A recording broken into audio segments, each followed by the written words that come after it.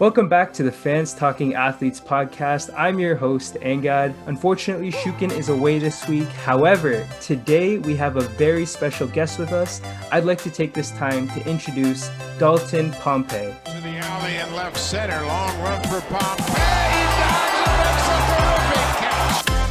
There's a deep drive to right. Dalton Pompey. There was no doubt about it. Oh, wow. Look at that. There he goes. Throw down Perez. Not in time. Stolen base in a blink. Runner goes. Now the tying run is 90 feet away. And the pinch runner, Dalton Pompey, has stolen two bases here in the ninth. How gutsy is that?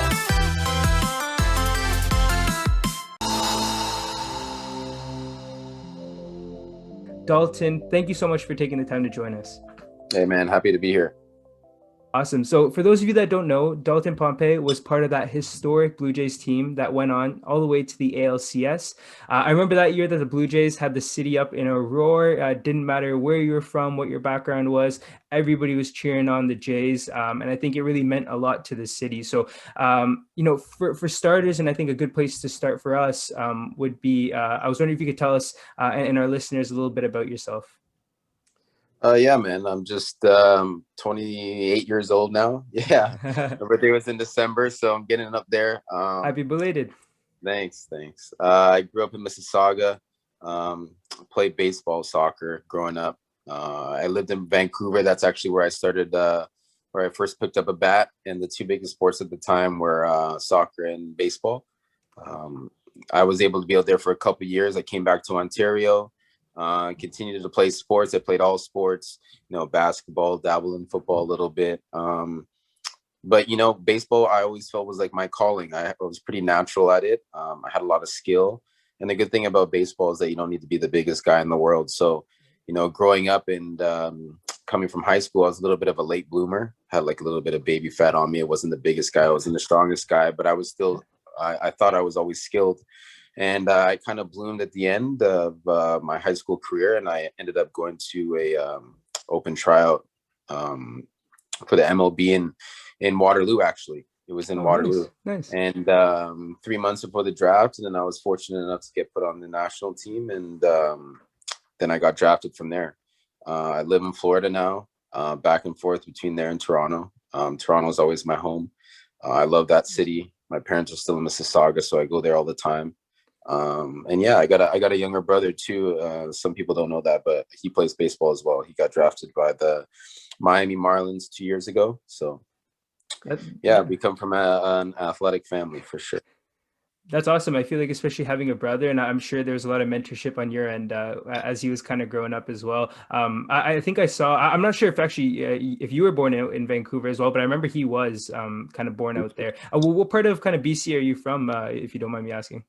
Yeah, so I was born in Mississauga, and then we moved to BC when I was like about 3 or 4 years old, if I can remember correct. We lived in Coquitlam at the time, and I only remember bits and pieces of it because I was pretty young back then. But I remember it being beautiful. I remember being super outdoorsy. Like I was barely ever in the house. I remember distinctly like this bakery. I don't know the name of it, but like we used to go there all the time and get bagels and like donuts and stuff. And that's the first time I ever had like a Long John donut. I don't know if you know what that is. It's like the one with the cream inside. Yeah.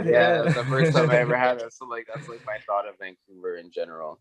And I still got some family friends that still live over there. I was fortunate enough to go to Vancouver for like a Blue Jays winter tour, and I got to see them and stuff like that. So yeah, I mean, I think it's a beautiful place. It's an expensive place, but it is a really beautiful place. Yeah, that's awesome. I'm actually originally from British Columbia as well. I was born and raised there till I was about 4. So that's cool. I can totally relate to that. And the fact that, you kind of got that Mississauga in there as well. So some pretty cool parallels, I guess, to start off there. Mm-hmm. All right. So on this podcast for our listeners that are devoted to us, they know that we like to do three segments. The first one is about basically the unknown stories of athletes. The second one about some of their career accolades, and then we like to end off with some interesting facts. So seeing as we're at the beginning, and this is actually the first time we have an athlete with us today, which is amazing. We wanted to get the story straight from the source. So we were wondering if you have an unknown story that you think many people or not many people know about, or maybe something you haven't even mentioned to the media before. A story that I haven't told many people and a lot of people don't know about. So it's kind of like a story of like perseverance that I had, and like one of the proudest moments of my life that I have, but I never really told many people. So beginning of 2015, I was like named the starting center fielder for the Blue Jays. Obviously that was exciting, and I was super pumped about it. And then I struggled. I got there and I kind of felt overwhelmed. I flew through the minor league system, and I never really dealt with failure. And like, this was the first time I was actually failing, and I was failing at the biggest stage, and I didn't know who to talk to. And being a professional athlete, people don't realize, like, yes, I have teammates and stuff, but to a certain extent, they're worried about what they're doing, what their family's doing. It's a team game played by individuals. I kind of felt like lost, like I was on an island. So anyways, I kind of got overcome by that. I got sent to AAA like in May. I continued to struggle there. I couldn't figure out what was going wrong. And, I was watching video and doing a bunch of stuff, and nothing was working. And then they actually sent me to AA. So they sent me to AA in June. So I was like 2 levels away from the major leagues.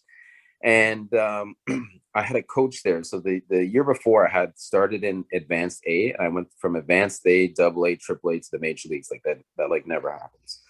So he was my coach when I was in Advanced A, and he was in AA. And I remember he's like, hey, like, come over to like my hotel, like, let's talk about stuff, and just because we had such a strong relationship, and he was a national team coach for the Canadian team. So I've known him for a while. So I was able to like, talk to him and stuff. And I just started crying. Like, I was just like uncontrollably, like, from where I was to where I am, like all these thoughts kept coming back in my head. Like, am I ever going to get back to the major leagues? Like, what's going to happen with my career? Like, I'm in AA, like all these thoughts started coming in. And, he really just sat me down and he said, everything's going to be fine. Like, we're going to take it one day at a time. We're going to go back to basics. We're going to go back to like what you do well. Being confident every at bat, like focusing on the field, like every inning, every pitch, we're just going to focus on that. We're going to win every pitch. Like, that was his mindset. Mm-hmm. And, at first I was like, man, like I just need to be here. And he's like, well, you can't get there without, doing the little things. So every day I just grinded. I remember just every day I went to the field with a positive mindset, try to do the little things, try to focus on helping the team. And like, I started to have success again. And everything was just going great. Like, I felt on top of the world. And then about a month later, I got called up to AAA. And I didn't, at first I didn't want to. I wanted to just stay there. I was like, hey, if I'm going to go back to the major leagues, just call me up from here. Because I felt it was the same. And I wasn't a big fan of like the coaching staff there. They were older, and like they didn't really work with you as much. They weren't really as much hands-on. And my coach was like, man, just trust the process. Trust that all the work that you put in is just, it's going to be there. It's going to translate, and everything's going to be fine. And then, I went there for a month. I killed it. And then I ended up going back to the Jays for like the playoff run and stuff like that. Mm-hmm. And then, people that know me know that I'm not really an emotional person, but during that time I was just super emotional because I was literally at the top, down to the bottom, and then back to the top, and like, I think that, sometimes people would just roll over and quit at that point. But, I kind of felt like I was meant to be there, and I could do things to help the team. And I just needed to start believing in myself again. And, I was able to contribute to that team during that playoff run. And a lot of people don't know that story because they kind of only know like when you're at the highs, right? Like, they don't really see when you're at the lows. And, everybody goes through it, and everybody struggles at some point. It's just kind of how you respond to that. And it's probably one of my proudest moments that a lot of people don't know about. Man, that's huge. First of all, I appreciate you sharing that with us, and opening up there, because I think with kind of everything going on, I think you kind of hit the nail on the head where, you see the success stories, and especially with quarantine and everything going on, you see people on social media, you can't really go out as much. I think kind of knowing that story and knowing like, hey, like where you are at today, which is super impressive. A lot of people from Mississauga are definitely cheering you on. There's a lot that went into that, and there's a lot that continues to go into that, and once you're at the top, it's hard to stay there. So putting in work Yeah. every single day, and I think that's really impressive that you were able to kind of have almost I guess like a bit of a reality check, but also have those people around you that really helped you out and kind of got you back on the big stage, and obviously a lot of personal work that you put in as well. So super admirable to hear, because you don't hear it from everyone. So again, thank you so much for Yeah. sharing. Yeah. And I yeah, think people just like, they really just see you at the finish line, and you really get to know who your real friends are, and like people who are really in your corner when you're kind of in the dark, when you're going through your struggles and stuff. Like when you're at the top of the game, like obviously people are going to come out of the woodwork and just, cheer you on and say they've been there. But like the people that were checking on me, when I was really out of it, those are the people who are going to be my friends, and I'm going to cherish that relationship for sure.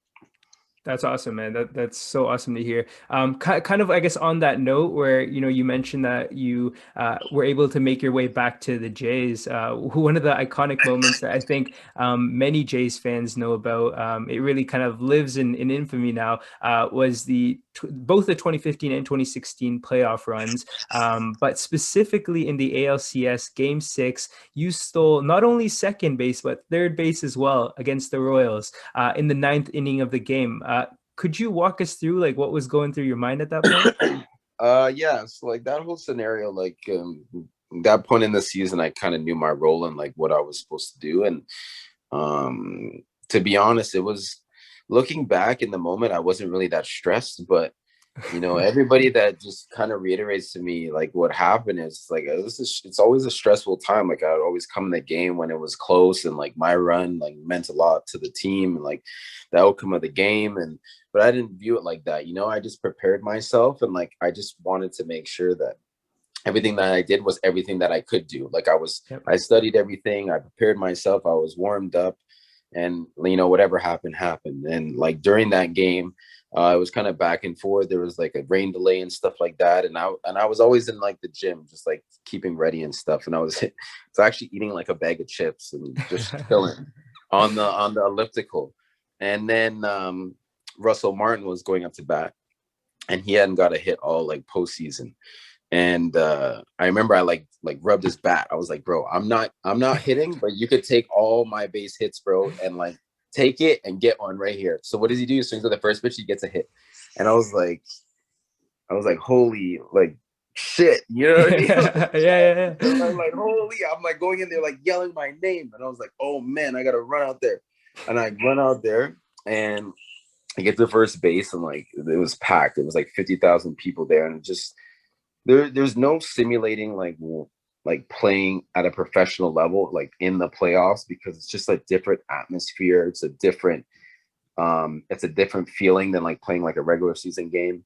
So you go out there and like you just kind of feel the energy, like you're automatically warm, like you don't even have to warm up, like just the adrenaline.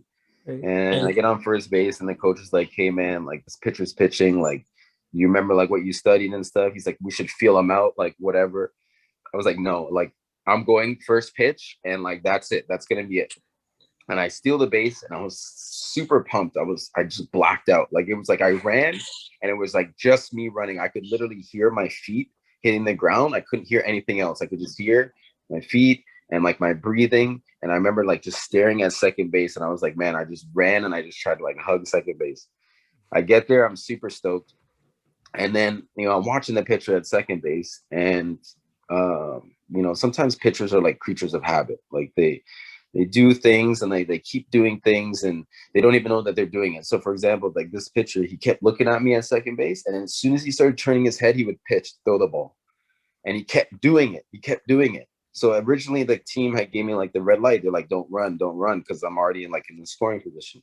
Yeah. But I was like, man, I could steal third. Like I could do it. Like he keeps doing the same things.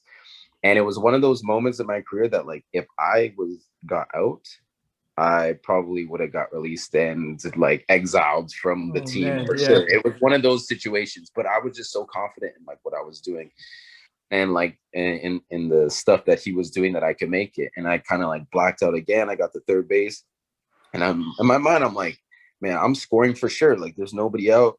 I'm on third base. Like you could bunt, hit, sack, fly. It doesn't matter. There's so many outcomes that could happen, and it just never happened. It was kind of mind blowing that I didn't score, but I mean, if it was meant to be, it was meant to be like that. So I did everything I could. Yeah, for sure. And I think it really brought out, the best in you as well. And we got to really see, I think that kind of cemented the name Dalton Pompey in a lot of Blue Jays minds. It really does suck. I think I agree with you there that, it sucks that they weren't able to find a way to kind of bring you home. Like, just needed one hit. And Yeah, in my opinion, I think if we'd won that game, we would have won the World Series. I think the Mets yeah, weren't stopping you guys. And it just kind of sucks, but I guess it is what it is. And, you just kind of go on from there. I know you mentioned, pitchers are creatures of habit. I kind of wanted to get to learn who is the toughest pitcher you've ever faced. A guy that when you see him, you're like, oh man, it's going to be a long night. There was a pitcher. I don't know if he pitches anymore. His name was Andrew Miller. He's like a left-handed pitcher, really tall, like 6'8", 6'9" guy, Yeah. and he was left-handed.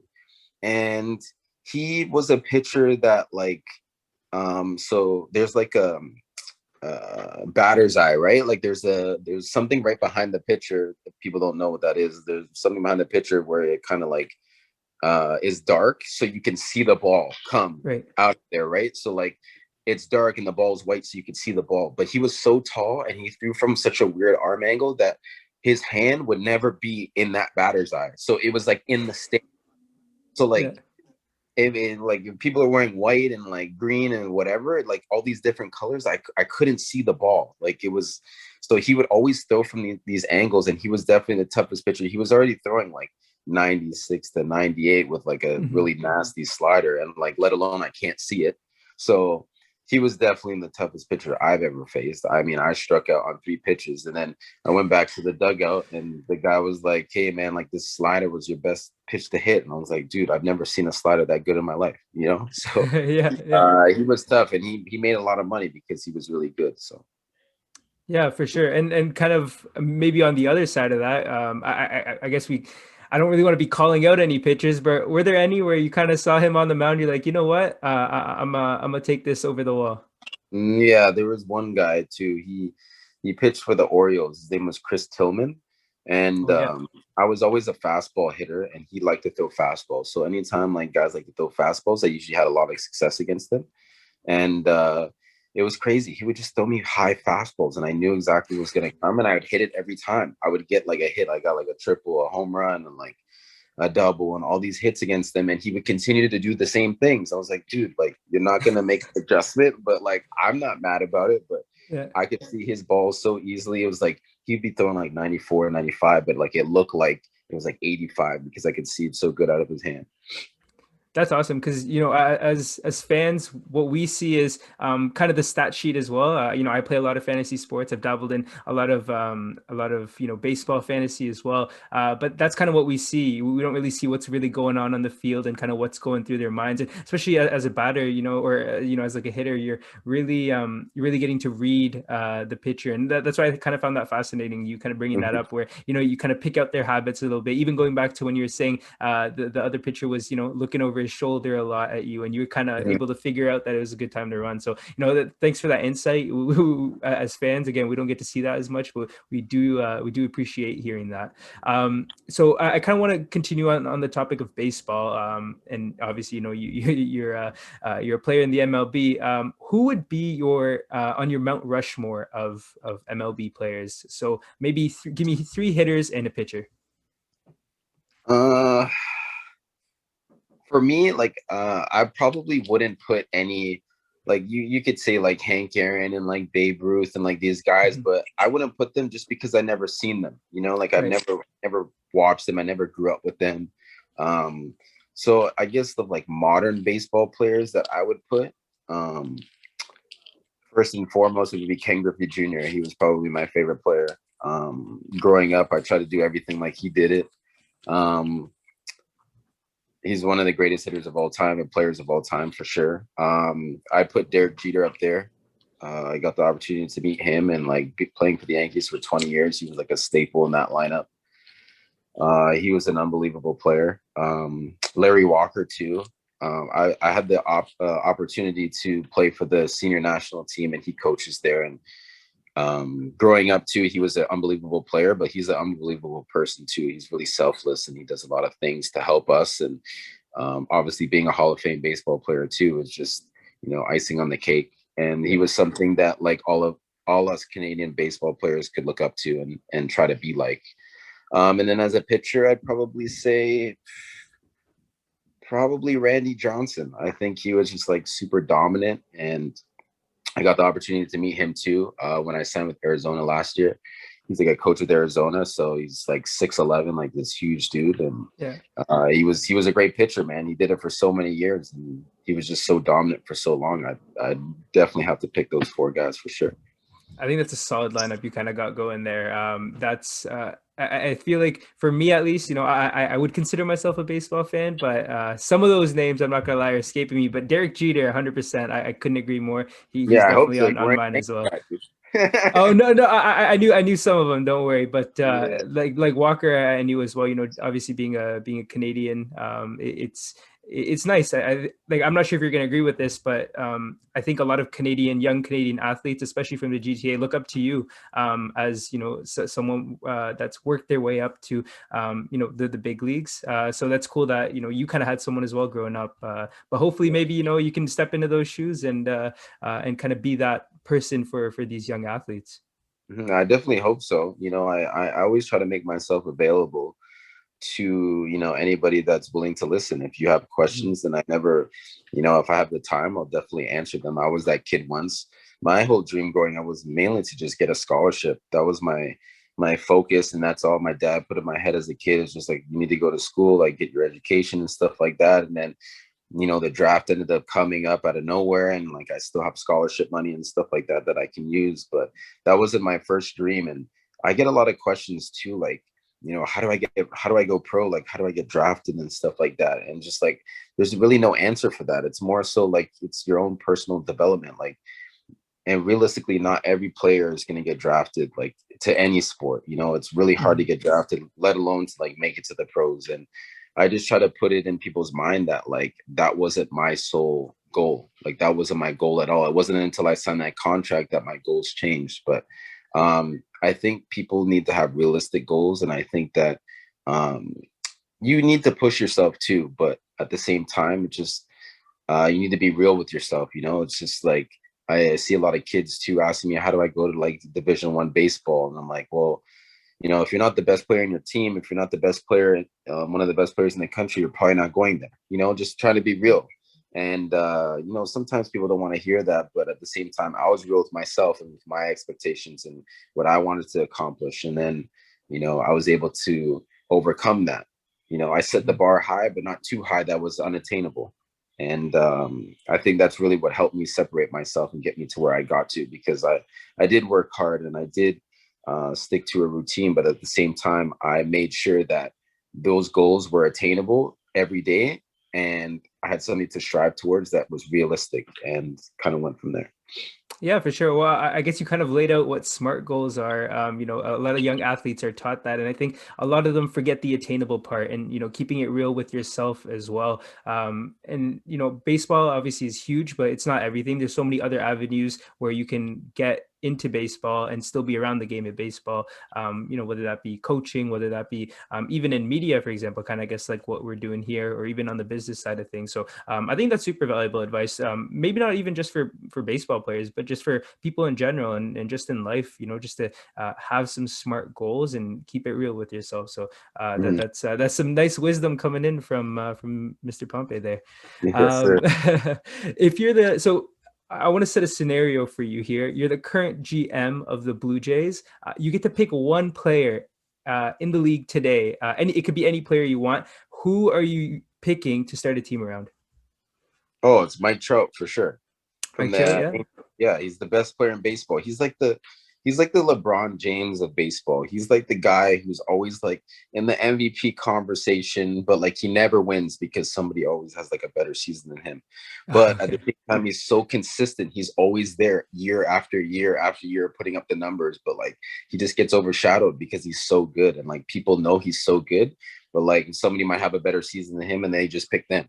But like if you're building a team, I bet you like 99 times out of 100 people are picking Mike Trout for sure. That guy's a surefire Hall of Famer, maybe top 10 player ever to play.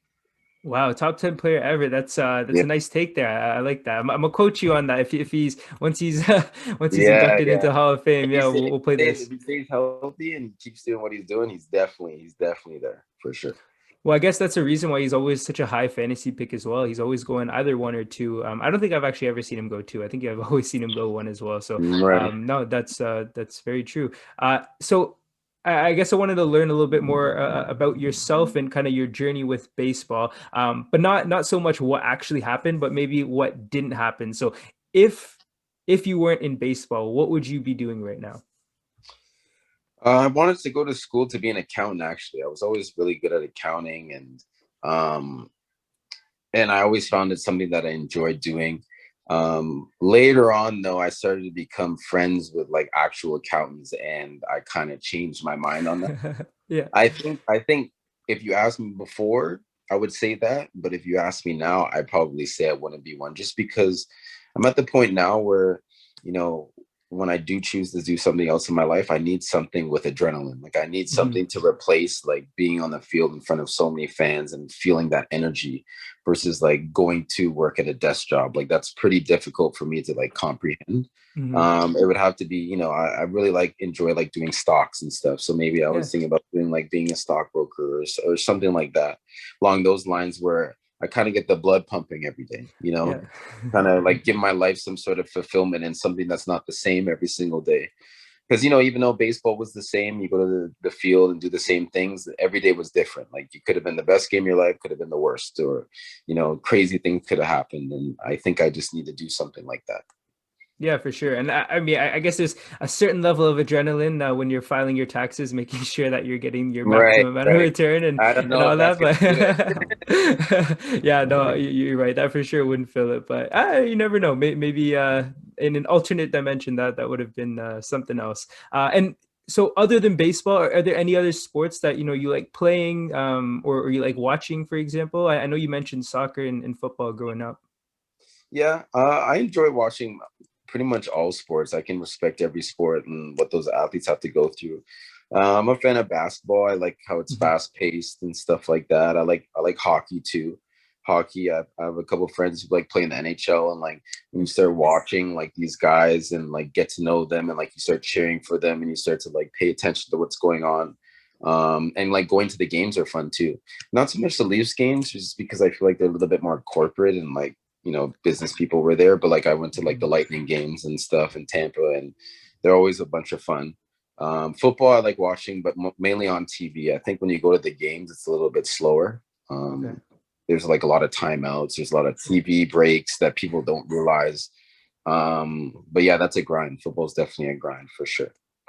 Oh yeah, for 100%. I actually haven't personally gone to a football game, but as you were kind of saying that kind of did hit me. Like, yeah, even when you're watching, sometimes it does get to become a little bit of a drag. But yeah, basketball, 100%. Big basketball Raptors fan, big Leafs fan as well. But honestly, I think I'm gonna have to agree with your take there because that kind of explains why Leafs tickets are so expensive nowadays as well. It's a lot of business folk just Mhm. going and watching, and it kind of is sad when you look in the stands and you see somebody wearing like a three-piece suit, just sitting there. Like, get your Leafs merch, get your Jays merch on. Like, Yeah, you yeah, there's exactly. somebody with a tie there. So yeah, that's I agree with you, and just a kind of a different way to think about things. Yeah, it's just Um, it's not Leafs in general. I feel like I've been to many hockey games and like you mhm. barely see. I mean, you see some people in suits and stuff, but not as much as when you go to Leafs games for sure. It's crazy. Yeah, 100%, 100%. All right, so shifting gears a little bit, I want to play a little bit. It's not so much a game, but just wanted to get your thoughts. So, it's called the favorites game. So I'm going to ask you about 5 or 6 questions, and I want to hear what your favorite thing is. So we'll start off easy. What is your favorite quarantine activity?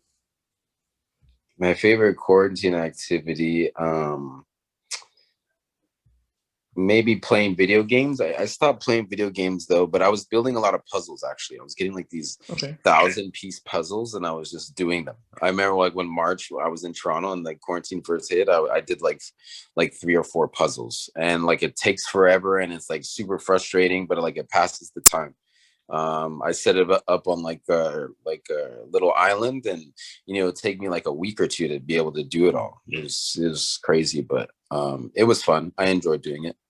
Hey, major respects, because I got into the puzzle phase and I quickly got out of it as well. I have a 1,000-piece puzzle that my sister sent me to go buy, and we came home and it's still sitting unfinished. So hey, major respect to you. Major respect to you. Because yeah, those ones are definitely tough. They're 100% super tough. Next one, while you were still in Toronto, I know you like to come back once in a while as well. What was your favorite spot to eat at? My favorite spot to eat was probably Marble, which was off of King Street. It's one of my buddy's restaurants, and I like the food, but I like the atmosphere a lot too. I think people were always happy. It was a good spot to go, and like everybody was in a good mood and super vibrant. Especially like I came back for a bit when I was injured and the Raptors were in the playoffs and when they won the finals, and it was just so lively in there. Everybody was just enjoying themselves. When it comes to food though, I like Jacob's though, like the steakhouse right off King 2. It's really good. I feel like they're really personable there. They make the salad right in front of you. I was always one of the big, like, with a huge cheese bowl and stuff. That was really cool. And the food was delicious too. Yeah, I'm not gonna lie. I did my research, obviously for this podcast, and I actually heard the same question being asked. And I think you were much younger then. I think it was 2013, 2014. And I remember your answer was Cactus Club. And the reason why I wanted to ask you this is because I'm a huge fan of Cactus Club. I've only been once, but I've been recommended it by so many people. Where's Cactus Club now on your list? I do like Cactus. It's probably like 3 or 4 on my list. The first time I actually went to it was they didn't have one in Toronto yet. It was in Saskatchewan. I went out there for like a dinner, just like a 1-day dinner thing. And they're like, hey, like, you want to go eat at this cafe? And I was like, I don't want to eat. Like, it's the nighttime. Why am I going to go get like a coffee? Like, oh, it's like this nice restaurant. And I went there. I was like, man, this is so nice. They're like, yeah, they have a bunch in Vancouver. And my initial thought was like, okay, well, they have them in Vancouver. Why aren't they in Toronto? And they're like, oh, they're making their way out there. This was like 2016, I think. And just kind of, I think maybe a couple months later, they opened up the one in Toronto. And I think it's just consistent, super consistent. The food's nice. It's always a good vibe, especially the upstairs in Toronto. And yeah, it's fun. It's fun. Yeah, 100%, man. And that's so funny, the parallels there, because I was recommended Cactus Club by people out west. A lot of my cousins and everything still out there. All of them are saying, go to Cactus Club. And, I wasn't aware we had one till very, very recently. But, it's interesting how kind of tastes change. It's still up there, which is nice. But I actually haven't been to the other two that you mentioned. So I'll have to actually check those out. And maybe to some of our listeners, you might see Dalton Pompey there sometime. That'd be pretty cool. Probably will. Awesome. So the next one I got going for you is kind of still on that note of food. What's your favorite post-game snack? Smoothie guy.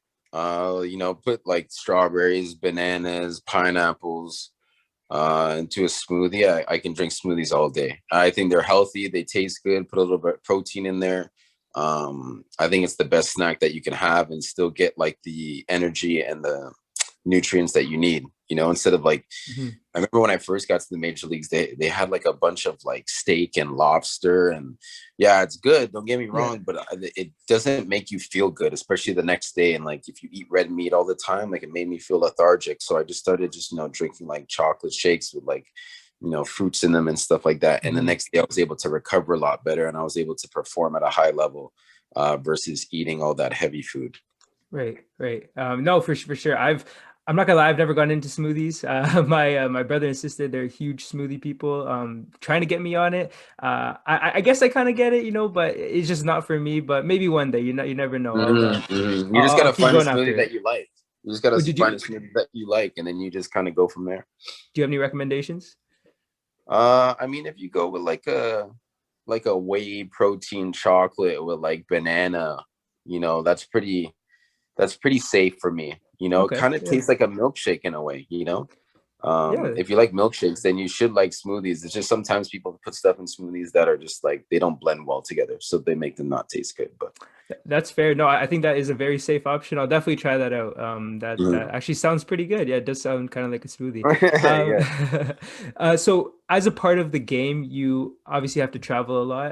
You end up visiting pretty much every single MLB stadium. Out of every single stadium you've played at, which one has been your favorite? Um, my all-time favorite is probably Yankee Stadium, Okay, just classic. because my dad was a big Yankees fan growing up. I went to the Yankee Stadium before the new one was built. And like just everything about it, just like the aura, and it's basically the face. Yankees are the face of the MLB. Hmm. So playing there was always a treat. I liked Fenway too as well because it always felt like you're in a movie. Like it felt like Okay. the actual everything about it was old. Like the stands was old, the Green Monsters old, like the locker room was small, and everything was just the dugout was small and old. But once you get on the field and play, it's just like the lights just hit different. It just feels different. Like the whole atmosphere is just different, and it feels like you're in a movie. So I definitely have to go with those two.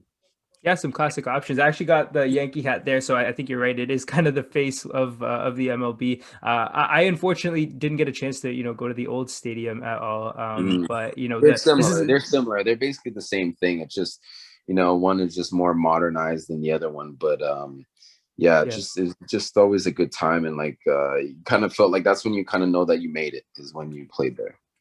Yeah, the I'm assuming the lights flashing on you. It probably makes you almost feel like a kid again, where you're watching TV, you're seeing these guys play at some of these classic stadiums. I haven't made my way to Fenway yet. Definitely want to check out the Green Monster. But the new stadium in the Bronx right now with the Yankees is definitely pretty cool. I wish I could have checked out the old one, but I Mhm. guess this will have to do. Yeah, for sure, for sure. All right, and finally, for the ending off the kind of favorite segment, or actually, sorry, what, I got one more that I want to spring on you, but I'll save that for the end. Who's your favorite artist to listen to? Whether that's on the road, before a game, getting hyped, or maybe after the game, just chilling a little bit. I mean, not to be biased, I definitely have to go with Drake. Like Awesome. everybody from Toronto is gonna say that, and I can understand why. But I think he just appeals to everything, whatever type of mood that you're feeling. Like if you're trying to get pumped up, if you're like in a, calm, quiet mood, like he has songs for that, and he has like really Hmm. good songs, and he's really consistent. And I really don't know anybody that doesn't really like him. So, Yeah. if you're playing it in the clubhouse and stuff like that, everybody's gonna enjoy it. Me myself, like I said, if it depends on the vibe, but like there's always something that you could play by him that will get you in that mood and like keep you there and like have you feeling good, or however, whatever your end goal is, like he could do it for you. And he's probably one of the only artists in the game that can do that. So you got to respect it. 100%. Maybe bumping a little bit of Marvin's Room after a tough loss. So yeah. Mhm. Have you ever gotten mistaken for Drake? Because I know you kind of Yeah, got yeah. the beard going Like on too. people say like I sound like him sometimes. People say I look like him because of the beard, especially when I'm in the Mhm. States. I feel like they just kind of like, put two and two together. Like I'm a light skinned guy and like we kind of have the same voice and they think I'm me. Or if I went to Europe too, I've got asked a couple times, but I'm like, okay, if I was actually Drake, do you not think I would have security everywhere? Like I wouldn't be alone. Like I'm sorry, like that wouldn't happen. Yeah, yeah. Um, but yeah, no, I've definitely got it before. I met him a couple times too, and somebody pointed out like, oh, you guys kind of look alike, and I was like, I don't see it. He's like, I don't see it, and I'm like, well, then it's settled. You know what I mean? Yeah, So, yeah. yeah. So Yeah, yeah. that's like, what if one day maybe you're in Europe, or maybe you're down in the States and somebody comes up to you. Have you ever thought about, hey, just riding with it and I maybe need just to. I need to. Actually, I took a picture with the taxi driver when I was in Australia, and because he literally thought I was Drake, so I was like, all right, cool. Let me take you then. showing all his friends Yeah, for out in sure. They're probably like, Australia? that wasn't him. That wasn't him. Oh man, don't kill me. And then finally, so this is the one I guess I was super curious about. When I first reached out, this is kind of the one. I don't know why, I just kind of went straight to mind. But during your stint with the Jays, who was your favorite teammate and why?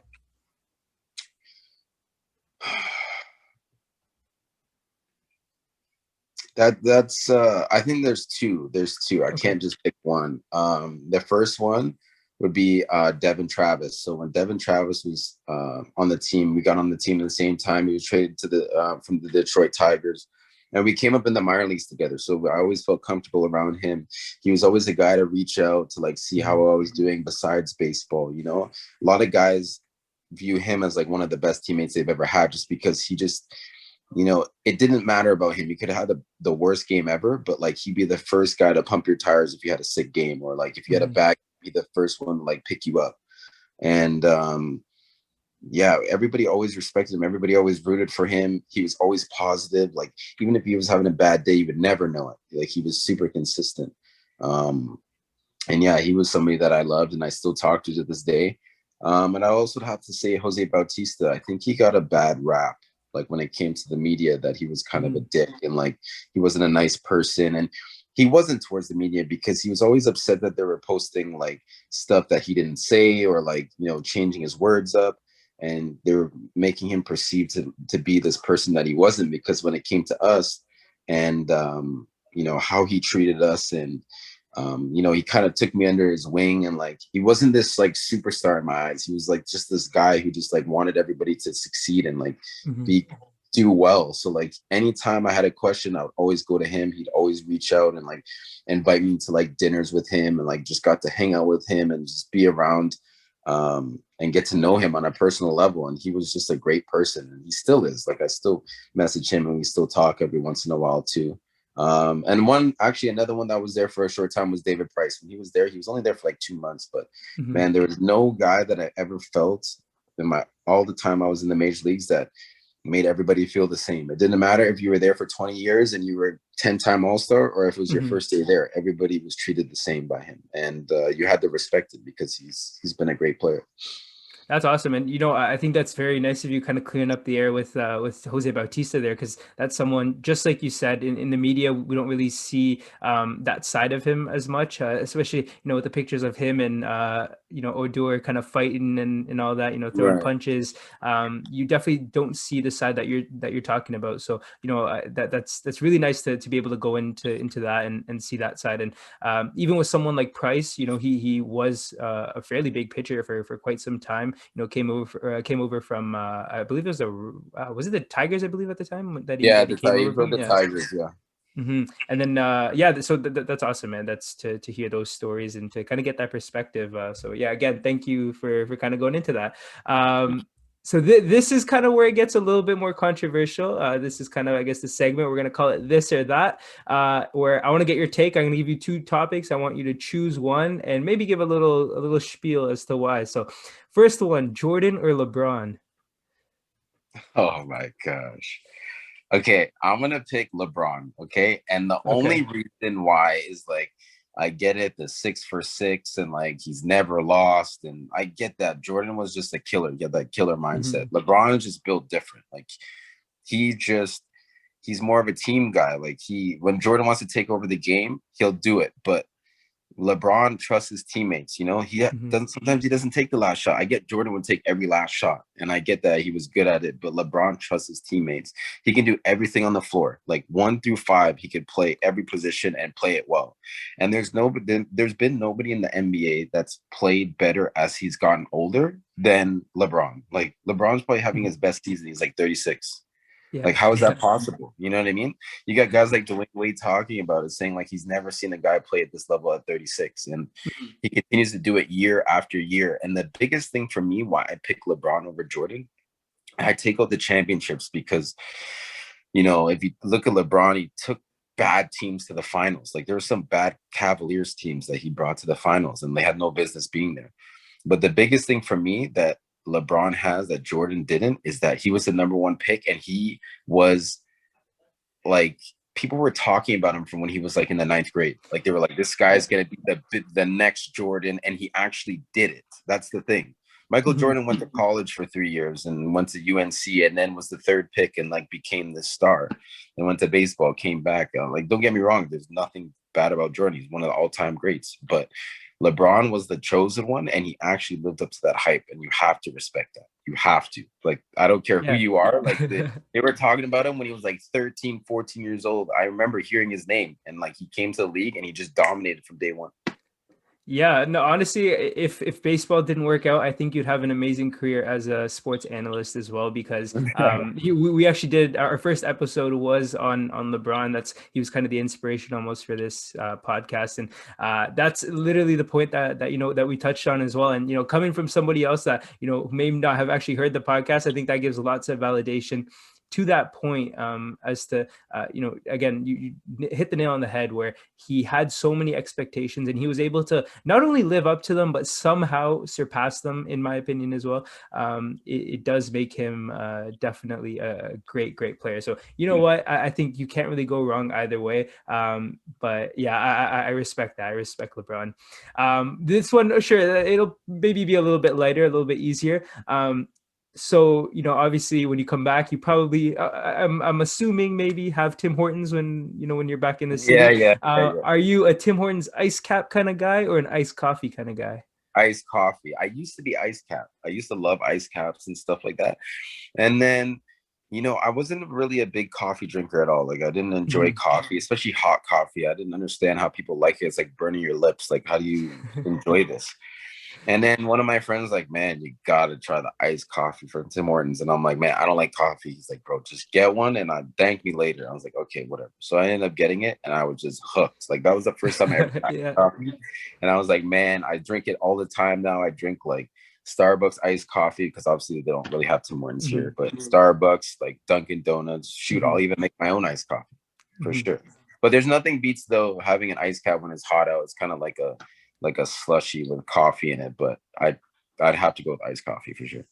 Yeah, 100%. I know for myself, just being Canadians, we're used to the cold. I remember, it'd be like minus 20 outside. I'd still go get a nice coffee. My hands would be shivering as you'd be walking down. So, yeah, that's you get. I feel like with the States, they're really missing out. Like you said, they have the Starbucks, they have the Dunkin' Donuts, but Tim Hortons just hits different. It's nice that you're going back to your roots there. Yeah, you're making it. Yeah, well, next time you come over, you definitely got to have some. Let me know. I'll get some over to you. I'll get some over to your house. All right, beautiful. All right, calling or texting? Text guy. I'm a huge text guy, but it's kind of like a catch-22 with me. Like, I think I have like over 150 unread text messages.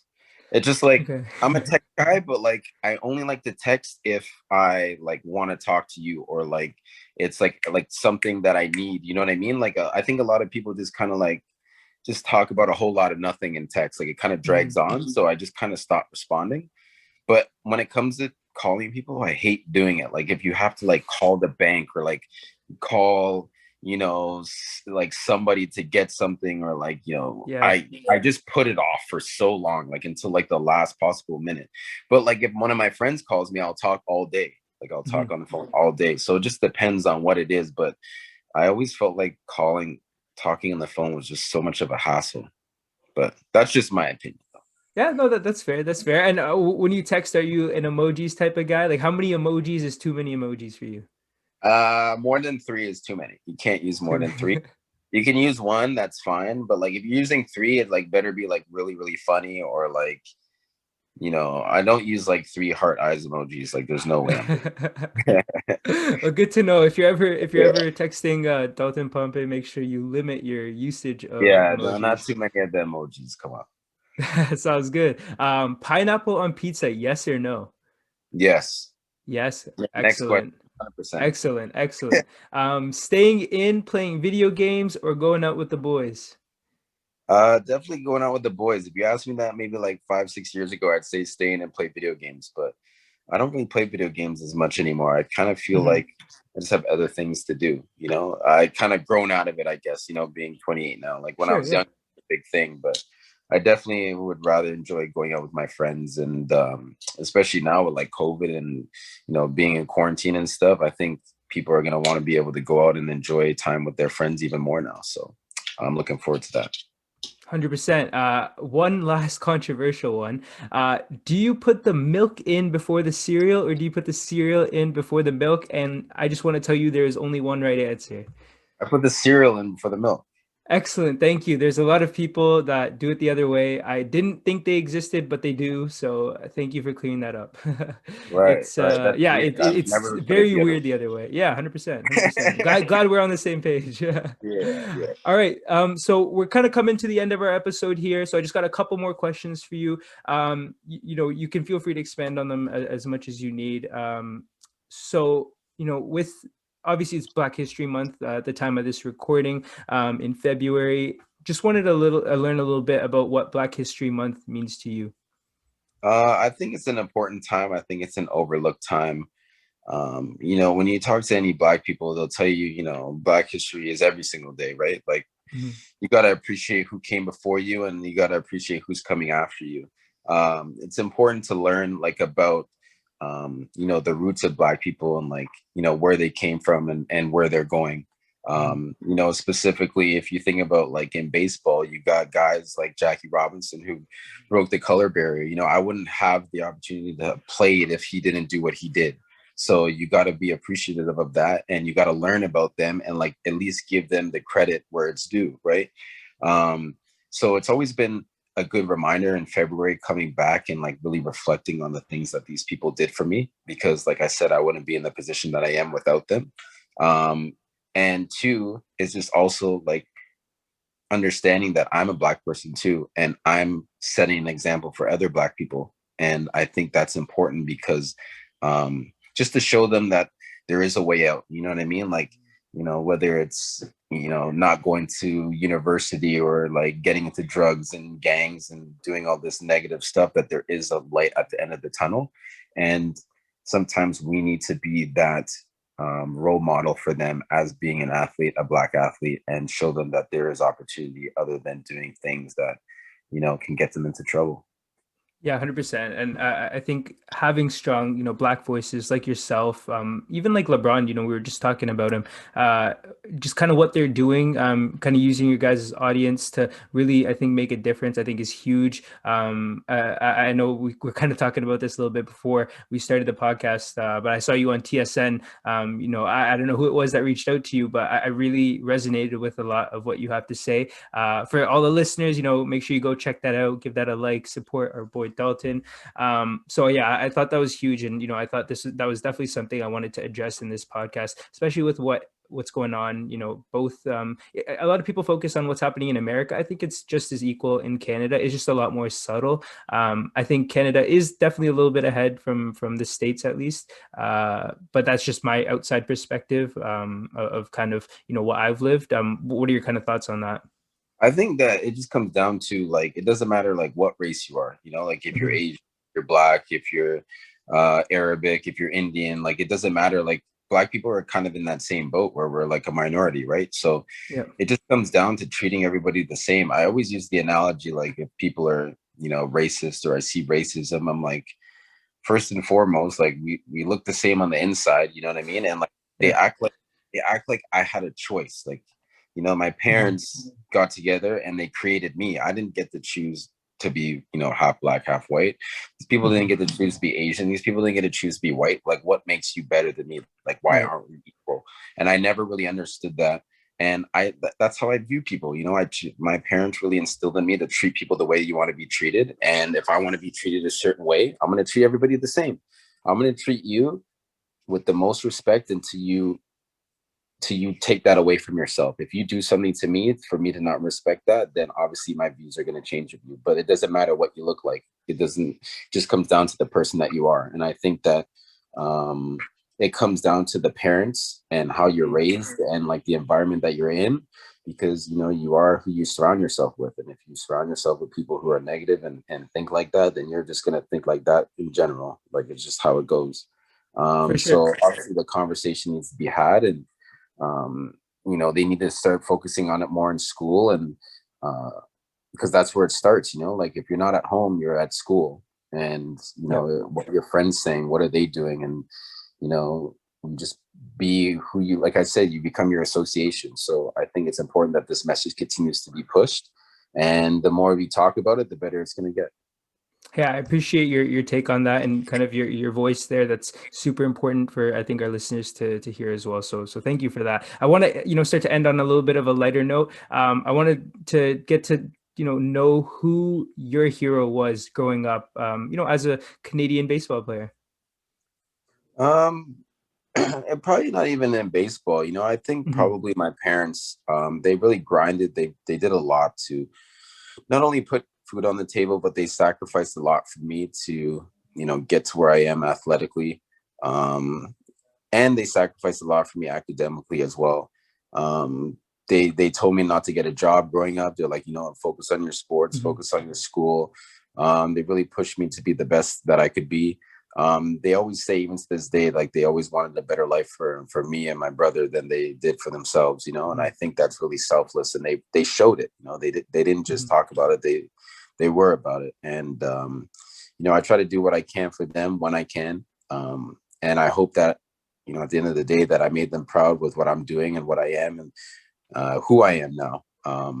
And I hope to be that for, my kids one day when I have kids, and, I want them to have a better life than I did. And just kind of like, you want the best for the people that you love, but you obviously want to pave the way for them, right? Like my parents could never swing a bat for me. They could never, write an essay for me, but they always put me in the best position to do that. And I think that when you're a parent and you want to push your kids to be something and in the world, like you have to be able to sacrifice some stuff from yourself to help them, and whether that's financially, whether that's mentally, spiritually, whatever it might be, these are sacrifices that need to be done in order for them to have a chance.